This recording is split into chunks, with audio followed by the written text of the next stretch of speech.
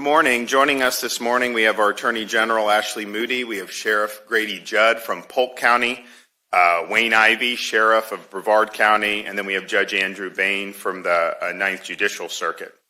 The state of Florida is a law and order state, and that means we support the men and women who wear the uniform, who protect and serve. It means we have strong policies to hold criminals accountable for their misconduct. Prosecutors have a duty to faithfully enforce the law. One's political agenda cannot trump this solemn duty. Refusing to faithfully enforce the laws of Florida puts our communities in danger and victimizes innocent Floridians. Accordingly, I am today announcing the suspension of State Attorney Monique Worrell from the 9th Judicial Circuit effective immediately. I'm appointing Judge Andrew Bain to take over as State Attorney for the 9th Judicial Circuit. Judge Bain is currently a judge in Orlando. He is a native Floridian. He attended University of Miami, where he played football, and he received his law degree from Florida A&M Law School, and I trust that he will be a prosecutor that faithfully enforces the law and will keep the communities of Central Florida safe. Monique Worrell's administration of criminal justice in the 9th Circuit has been clearly and fundamentally derelict so as to constitute both neglect of duty and incompetence. The policies or practices listed in our executive order suspending her that constitutes the grounds of suspension are as follows. One, a pattern or practice to avoid minimum mandatory sentences for gun crimes. Pattern or practice to avoid minimum mandatory sentences for drug trafficking offenses. Pattern or practice allowing juvenile offenders to avoid serious charges and incarceration altogether. Pattern or practice to avoid valid and applicable sentencing enhancements. Pattern or practice limiting charges for child pornography. Pattern or practice for seeking withholding of adjudication in situations not permitted under Florida law. Prosecutors do have a certain amount of discretion about which cases to bring and which not. But what this state attorney has done is abuse that discretion and has effectively nullified certain laws in the state of Florida. That breaches her duties that she owes to the people of Florida under our state constitution and provides the basis for the suspension. And we can look to see all these different instances of people who have committed criminal offenses, victimized people because they were not held accountable in accordance with the laws of Florida when they had the opportunity to hold them accountable. In November of 2022, there was a 17-year-old Lorenzo Larry shot and killed his pregnant girlfriend, DeShayla Ferguson. He had previously been arrested in May of 2022 on several charges, including carrying a concealed firearm, possession of a firearm on school property, and criminal possession of a firearm by a minor, but he was released after all these arrests. Worrell's office did not act on any of these charges until after he killed his girlfriend and their unborn child. In 2018, Jazir Dobson invaded a home in Orange County and robbed the occupants at gunpoint. Dobson was charged with multiple counts of armed burglary with a firearm, robbery with a firearm, and false imprisonment. These charges carried a 10-year mandatory minimum sentence with a maximum of life in prison. After Worrell took office in 2021, 5 of the charges were not prosecuted and adjudication was withheld on the remaining. Withholding adjudication means that Dobson is not considered a convicted felon, and possession of a firearm by a felon would not apply if he were rearrested in the future. And he was sentenced to only 51 weeks of jail time, and he was sentenced as a youthful offender. And then just this past weekend, Worrell was at the center of another major controversy. Dayton VL was arrested in March of 2023 for sexual battery on a minor, as well as lewd and lascivious molestation. The arrest was made while he was on probation for another offense. That probation began in February of 2022, and yet he was still let out on bond and then tragically shot 2 Orlando police officers. I have no doubt that today's decision is not only consistent with the Constitution and laws of Florida, and that we have a right to act I know that today's decision, we had a duty to act to protect the public from this dereliction of duty. All right, we're going to have a few other people come up, so we'll start with our Attorney General, Ashley Moody.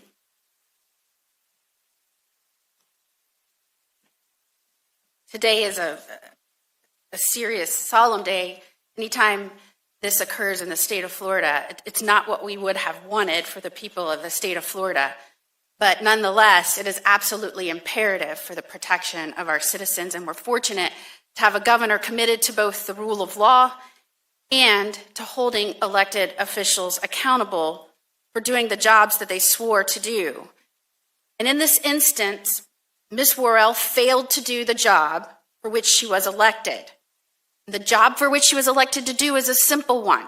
It is to protect the public by prosecuting people.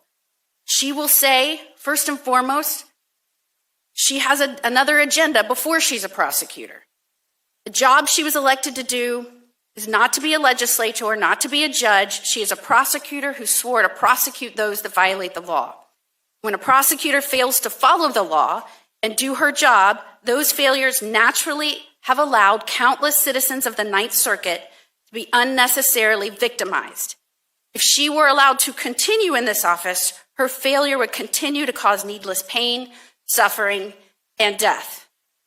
There are two stages which it is imperative to separate a dangerous criminal from the community.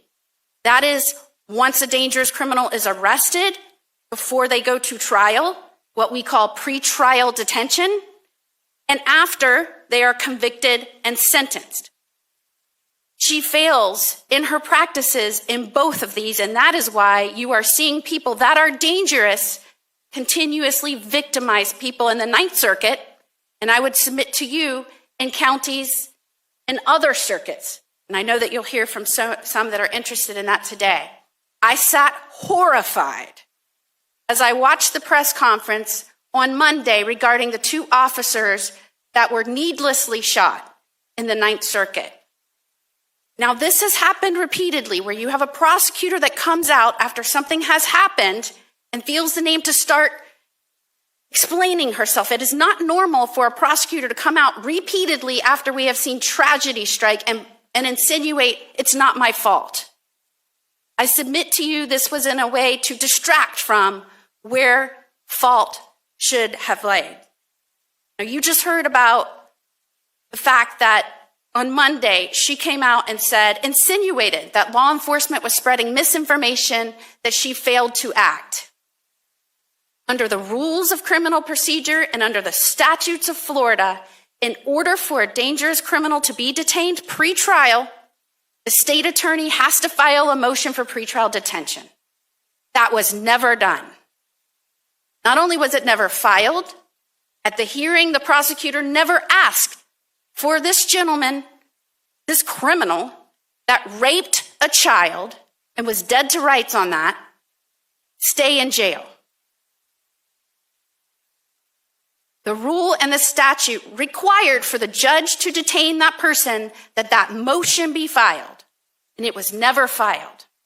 So we could sit up here and go through example after example where someone was murdered, where someone was robbed at gunpoint, and how charges were either undercharged or not filed in that circuit. I can tell you about letter we received from the sheriffs there that detailed why she is not acting in a way that is protecting the public. But I believe what is important today is to use numbers to show you, not only did she not file a motion for pretrial detention to keep people, dangerous criminals, prior to trial and detention, after sentencing, after conviction. The only way that can happen for you to go to jail is if you get charged. So if a prosecutor does not charge you or undercharges you, a judge can't sentence you accordingly. So let's look at the numbers. Ms. Worrell, the state attorney in the Ninth Circuit, has dismissed more charges of defendants than any other state attorney in the state of Florida during the same period. From January 2021 through June of 2022, the latest publicly available data on the state court administrator's website, Ms. Worrell dismissed or did not prosecute criminal cases against 16,236 adult defendants. To put her staggering numbers of dismissals into context and to counter what will undoubtedly be her defense that this was in some way political, I want to provide additional context. From January 2021 through June of 2022, the state attorney in Palm Beach County, who also happens to be of the same party, dismissed or no-filed against 4,296 adult defendants. Ms. Worrell is dismissing during the same period nearly 4 times the number of defendants as are being dismissed or not charged in Palm Beach County. Ms. Worrell is dismissing or no-filing charges against almost 43%, almost half of defendants in the Ninth Circuit when they are arrested. Again, to give you context, the state attorney in the Miami-Dade County, again, similar party, is dismissing or no-filing charges against only 22% of defendants. So as a percentage, this state attorney, Ms. Worrell, is dismissing or no-filing charges against nearly double the defendants in Miami-Dade County. Miami-Dade County is a much bigger jurisdiction with more resource constraints than the Ninth Circuit, yet Ms. Worrell is dismissing charges or no-filing at 2 times the rate. Indeed, Ms. Worrell is dismissing charges or no-filing cases against defendants at a higher rate than any other prosecutor and any of our circuits in the state of Florida. And she is not choosing just to not prosecute adults who commit crimes. She frankly fails to prosecute juveniles at an equally high rate as adults. Florida Department of Juvenile Justice released a report a couple of weeks ago showing that she is no-filing or not prosecuting juveniles who were referred after allegedly committing felonies 42% of the time, and violent felonies 41% of the time. She has by far the highest rate and raw number statewide of no-files and failures to prosecute juveniles. And whether you are an adult or a juvenile, the reality in the Ninth Circuit currently is that nearly half of the time, Ms. Worrell's office is not going to prosecute you if you commit a crime. Officers may arrest you. They even may risk their lives arresting you. And if you're in the Ninth Circuit, nearly half the time, the state attorney will not follow through. That is incredibly dangerous to the people in the Ninth Circuit. And if you're unlucky enough to get prosecuted, and you're a drug trafficker or a violent felon committing crimes with a firearm, defendants who are dangerous and harm the community more than others, her office is likely not going to seek a minimum mandatory prison sentence or get much of a prison sentence. As prosecutors, we protect public safety by upholding the laws of this state, even laws with which we may personally disagree. Exercising discretion does not mean abdicating responsibility. Ms. Worrell is abdicating responsibility as the circuit's top prosecutor, and that undermines our laws and our legal system.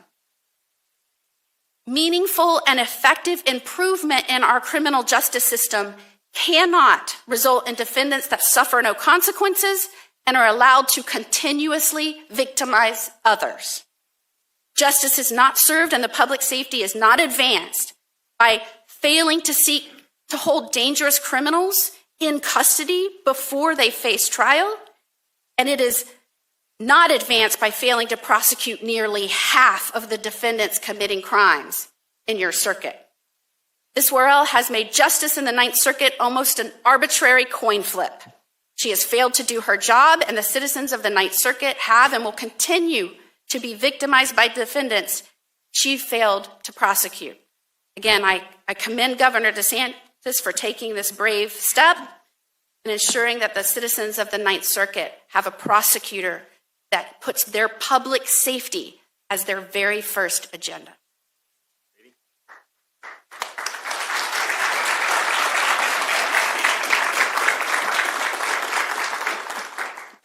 Thank you very much. When Governor DeSantis was first elected, he was asked by the media about these laws that held people in prison.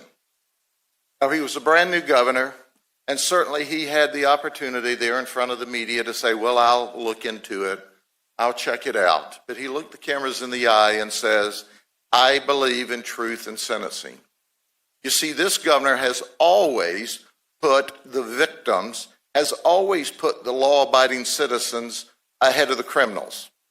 always. And that's exactly what he's done here today. I've had the honor of being in law enforcement my entire adult life. And I know true, real leadership when I see true, real leadership. And that's what Governor DeSantis does every day when he comes to work.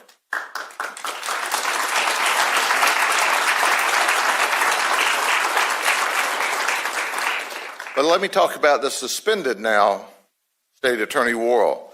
This is the Worrell effect.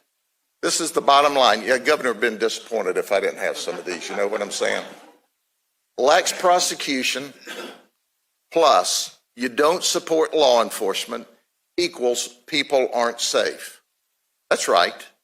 The people of Orange and Osceola County trusted that she would do her job. I've talked to the sheriffs of Osceola and Orange, and I can tell you unequivocally, they fear for the citizens of the community because despite their best efforts, no matter how many criminals you arrest, if the state attorney won't hold them accountable, then the community is not safe. 2 Orlando police officers were shot in the face. You know why they were shot in the face? Because she didn't ask for a pretrial hold on a very, very dangerous person. So these police officers, out doing their job, encounter him. What does he think? Probably they're going to take me back to jail. Well, I'll just shoot them. Because heck, after all, I probably won't be prosecuted. I'll be let out again. You know, before I turn the podium over to my colleague and dear friend, I want to show you a popular meme. This is fine. As the house is on fire, our little hot dog here says this is fine. He was a dog, now he's a hot dog because he's a house on fire. Well, I have another one. Monique Worrell says this is fine. The fact that 2 police officers were shot in the face, this is fine. Despite criminals not being prosecuted, this is fine. Despite violent criminals victimizing people in the community, this is fine. I'll tell you what's fine. What's fine is Judge Bain. And Judge Bain's going to get after these criminals like he did the people on the football field. He was an all-star on the football field. He's going to be an all-star as the state attorney. And none of this would have been possible if we didn't have a governor, Governor DeSantis, who said, I'm going to do what's right. Thank you, Governor.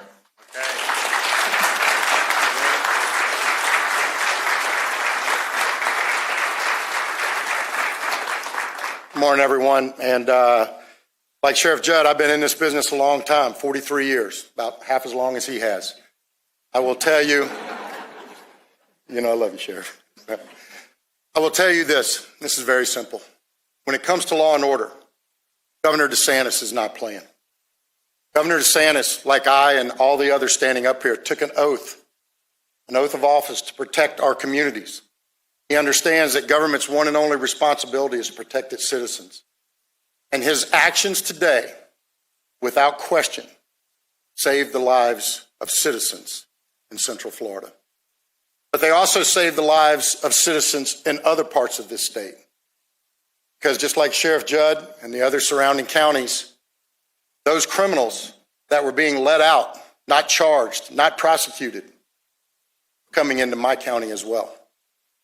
In fact, the 2 Orlando police officers that were shot are from Brevard County.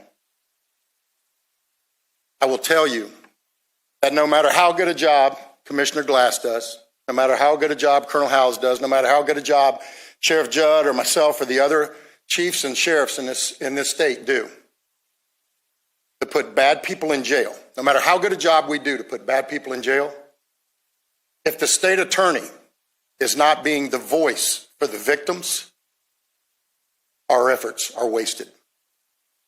We arrest the same people over and over again. Central Florida has been exposed to a state attorney that ignored her oath. a state attorney that ignored being the voice of the victims. And today, Governor DeSantis is the voice for those victims.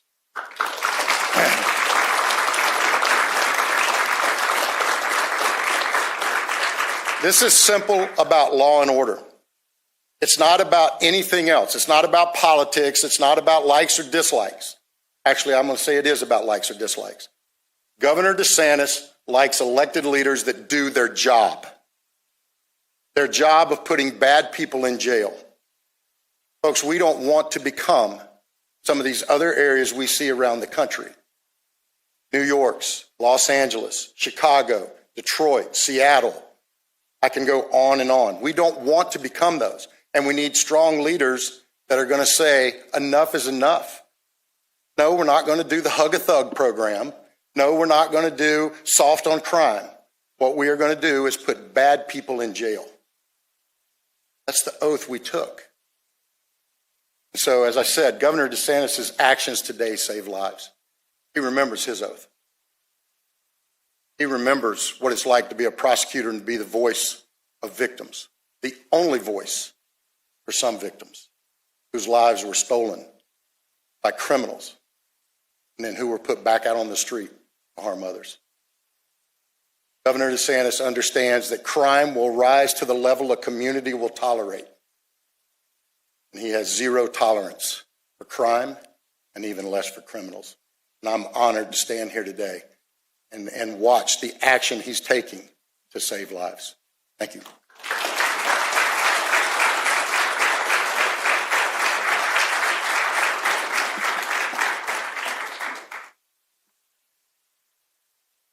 Good morning, everyone. I'd like to first thank the governor for his leadership and trust in my ability to serve the people of the Ninth Circuit. I started my legal career at this office. This is where I learned from great attorneys like the late Pam Davis, Judge Jeff Ashton, Judge Gabrielle Sanders Morrissey, and Ryan Williams, amongst many others. For me, this is a place where John Calvin's second purpose of the law came to life. Second purpose for the law is to restrain on evil. The law in and of itself cannot change the human heart. It can, however, serve to protect the righteous from the unjust. Sadly, instead of protecting the righteous from the unjust, the state attorney's office has allowed lawlessness to take root in our community. My goals as state attorney are to restore order and restore the faith in the law, restore our public trust, restore our relationship with our fellow justice partners in law enforcement, and to create lasting relationships for local service agencies and nonprofits that are here to help serve our community. Prosecutors are responsible for holding criminals accountable for their actions. It's a simple thing. It's a simple job. The legislature told us what our job was in Chapter 27 of our statutes. It's a very simple job. We are here to prosecute crimes and to hold people accountable. My plan is to bring back that simple understanding, get back to the basics of what we're here to do. It does not accomplish anything to prosecute a case with no intent to stop crimes. I will make this office accountable to the community we serve and to ensure criminals who poison society, cause mayhem and murder are held accountable under the law. We will be good partners to law enforcement, create partnerships that can change the tide and provide a safer, more prosperous circuit and community. We will work to find solutions to the underlying issues that lead people to the criminal justice system, no matter whether the issue be mental health, homelessness, food insecurity, literacy, or lack of mentorship. My fellow prosecutors, especially those who live in the community in our Ninth Circuit, but now work for other state attorneys, who have moved because you don't feel like there's a home for you here in your own community. I want to welcome you back to the state attorney's office with open arms. Thank you, Governor DeSantis, for your entrusting me with this position. God bless you all, the great state of Florida, and the United States of America.